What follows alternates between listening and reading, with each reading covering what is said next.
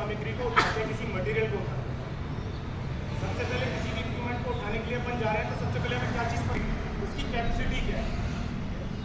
फिर उसके बाद आती है पोजीशन, किस पोजीशन पे हम वो एक्टिविटी करने वाले हैं। फिर आता है रेडियस, इतनी दूरी हमारे मटेरियल से हमारी मशीनरी की है जिस मशीनरी से अपन उठाने वाले हैं, यही चीज़ है ना। फिर उसके बाद आता है हमें उसको लगाने का तरीका। कई बार क्या होता है ना, लिफ्ट जो अपना डी सेक्शन है उल्टा लगा दिया, पिन को ऊपर कर दिया, जो राइट पोजीशन है उसको नीचे कर दिया, सीलिंग को घुमा के लगा दिया, टूटा फूटा सीलिंग, बैक पॉलिस्टर बेल्ट, वो सारी चीज़ें हम अपन लगा देते हैं। कई बार उठाते समय टैगलाइन लगाना भूल जाते हैं। मटेरियल को हमेशा जब भी हम लगाते हैं तो बैलेंस करके लगाते हैं दोनों तरफ। कई बार क्या होता है ना, अप डाउन लगा देते हैं, अनबैलेंस रहता है मटेरियल, तो उस समय क्या रहता है ना, स्लाइड करने का चांस रहता है। अगर हमारा अनबैलेंस रहेगा तो क्या स्लाइड हो सकता है मटेरियल, और हम लोग क्या करते हैं कई बार उसको पकड़ के चलने की कोशिश करते हैं। 3/3 3.3.3 कौन जानता है इसका नियम? कोई जानता है इसका नियम? रूल ऑफ 3/3/3 नहीं जानते? क्या होगा?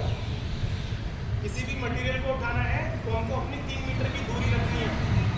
किसी मटेरियल को उठा के लेके जाना है तो कम से कम 300 ml हाइट रहनी चाहिए।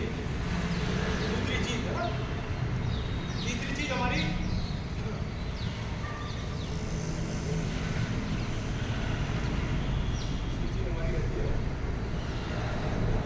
चलो थोड़ा याद आएगा तो मतलब हमें 3 मीटर की इसको खुद की दूरी रखनी है, ठीक है, और 300 ml हमको उसको उठाना होगा।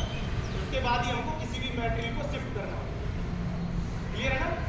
हमको टैगलाइन लगा के दोनों तरफ रखना होगा। टैगलाइन क्यों लगा के रखना पड़ता है? बैलेंस करने के लिए किसी भी मटेरियल को ना। उसके बाद आता है हमारा पोजीशन, प्लेस, जिस प्लेस पे हम काम कर रहे हैं वो ऐसा प्लेस तो नहीं है कि कहीं दस जाए। कई बार क्या होता है ना कि जब भी हम लिफ्टिंग एक्टिविटी करते हैं, कुछ भी करते हैं, तो क्या है, मटेरियल को उठाते समय आउट रिगर जो रहता है दस जाए, तो हमको वो भी ध्यान रखना है कि जहाँ पे हम मटेरियल उठा रहे हैं कहीं ऐसी लूज जगह तो नहीं है जिसके कारण इधर उधर कोलैप्स होने का चांस है। क्लियर है? ASLI हमेशा ऑन रहनी चाहिए। हाइड्रा ऑपरेट कर रहा है या हमारा ट्रेन ऑपरेट कर रहा है, हमको क्या करना है, ASLI भी चेक कर लेनी है, रिगर की जिम्मेदारी रहती है। ASLI अगर ऑन है तो उसको पता चलेगा कि रेडियस कितना आ रहा है, SWL कितना है, कितना उसका बूम एंगल है, क्या उसकी बूम पोजीशन है, तो उस पर ASLI का सब कुछ शो कर देगा।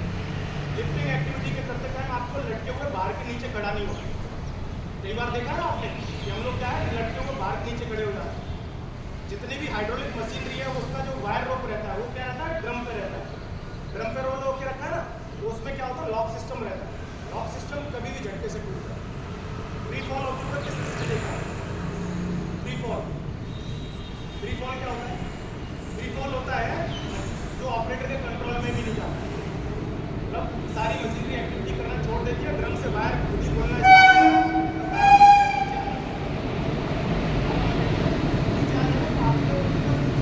ज़्यादा देरी नहीं है। तो इसीलिए हमको क्या करना है, दूरी ही बना के रखना। क्लियर है ना? सारा इक्विपमेंट जितना भी आप यूज करते हो वो TPI हुआ है। TPI समझते हैं? Third party inspection. अगर थर्ड पार्टी इंस्पेक्शन हो रखा है तो हमको वो यूज करना है। फिर आता है उसका कलर कोड। कलर कोड हर 3 महीने में चेंज होता है, कभी ब्लू रहेगा, येलो रहेगा, कभी ग्रीन रहेगा। इस तरीके से हर 3 महीने में क्या होता है, कलर कोड चेंज होता है। सारी एक्टिविटी क्लियर है ना? जो भी रेगर है वो एक बार बताओ। और एक बार रेगर ही है, क्या क्या खतरे रहते हैं, कौन कौन सी अपनी गलतियाँ हैं।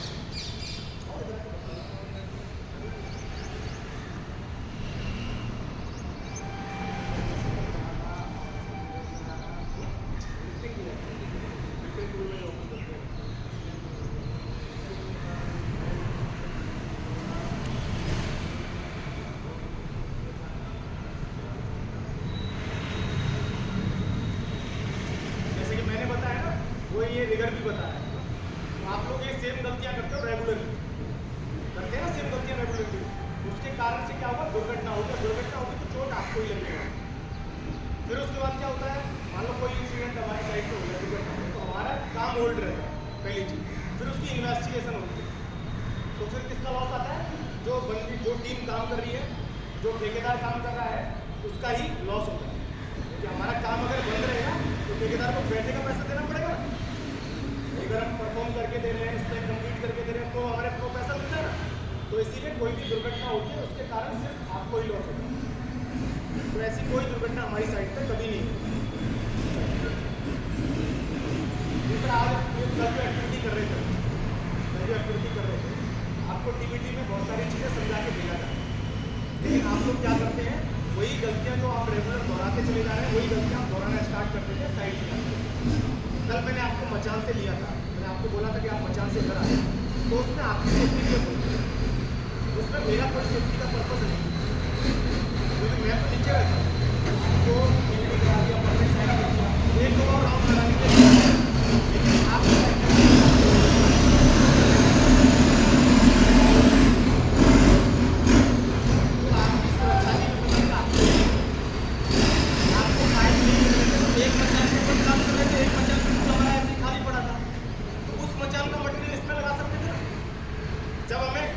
रोड साइड एक्टिविटी करनी है तो पर वो मचान का मटेरियल इधर लगा लो।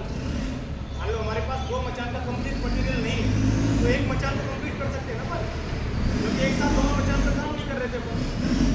तो ये सारी चीज़ें बताने वाली नहीं होती, ये सारी चीज़ें खुद सोचनी होती। जो टेम्परेरी अरेंजमेंट आप करके रखे हो, एसटी केबल की स्ट्रिप जो प्लास्टिक की स्ट्रिप है वो स्ट्रिप आपको सपोर्ट देने वाली नहीं।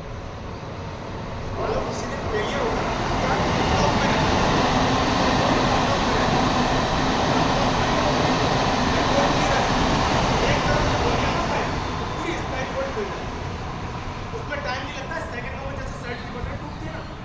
खुलना स्टार्ट होता है और वहाँ पे आप लोग एक्टिविटी करते। आप किसी दिन मचान खोला तो आप सीधे नीचे आए, बार बार समझाने के बावजूद आप स्काई फोल्ड में ही बेल्ट फंसाना स्टार्ट कर देते। बार बार समझाया जाता ना, लेकिन आप वहाँ जाते ही जैसे काम एक्टिविटी स्टार्ट करोगे तो आप जाके वहीं फंसा लोगे स्काई फोल्ड के ऊपर। वहाँ ना फंसा के आपको सिगमेंट वाली सरिया जो रास्ता आपने लगाया था ना उसमें 2 बेल्ट फंसा के रखे थे, वो बेल्ट 2 लोगों ने फंसाई क्यों बैठे, वो रास्ता भी ऐसा था पूरा खुला पड़ा, तो वो आपको बचाने वाला नहीं है। और फोटो ले लेना सर।